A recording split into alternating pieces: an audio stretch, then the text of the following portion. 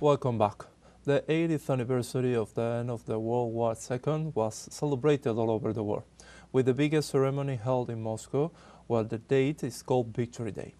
The celebration brought together generations in history and geography, where Russian citizens remembered their ancestors, while grandchildren's historic European figures called for peace today.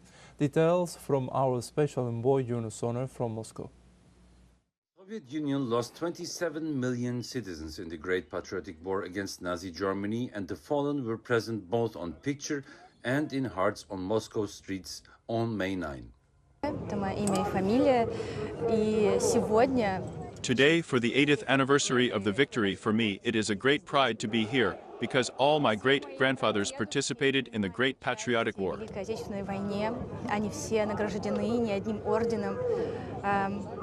They were all decorated with several orders, and I, as their great-granddaughter, with their eyes, will see this incredible celebration.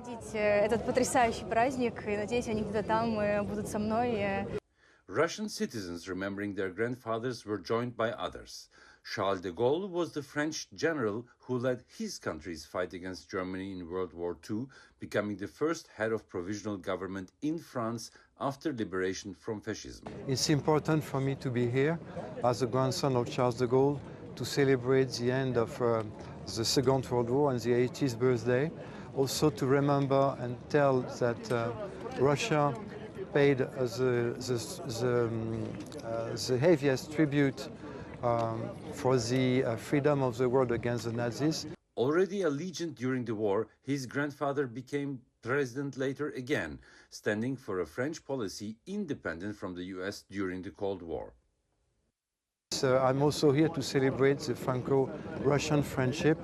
It was one of the pillars of the policy of my grandfather.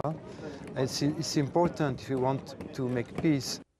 Another European guest in the celebrations was Alexander von Bismarck. He is the grandnephew of Otto von Bismarck, who, as Chancellor in late 19th century, united Germany.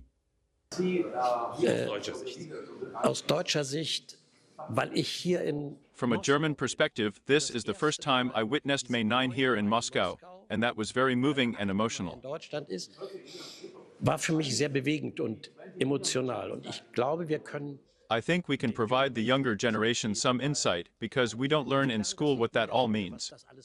This wasn't only the victory over the Nazis, it was also the victory for peace. über die Nazis, sondern es war auch ein Sieg für den Frieden. His grandfather was Chancellor between 1871 and 1890, dominating European politics with his policy of balance and his international congresses such as the Berlin Conference. The name Otto von Bismarck stands continent-wide famously for the merit of diplomacy. Das hat Russland immer angemahnt. Und das ist ja das Russia has always told us to construct the European peace order together. in Europa. Wir haben gesagt, Russland hat uns immer wieder gesagt, But we ignored that. And now we face the consequences in the conflict in Ukraine. That was a fatal mistake. bei diesem Konflikt hier zwischen der Ukraine und Russland. Moscow's Victory Day celebrations and humanity's desire for peace brought together families and memories over generations and borders. A truly historic May 9, 2025. Yunus Soner, teleSUR, Moscow, Russia.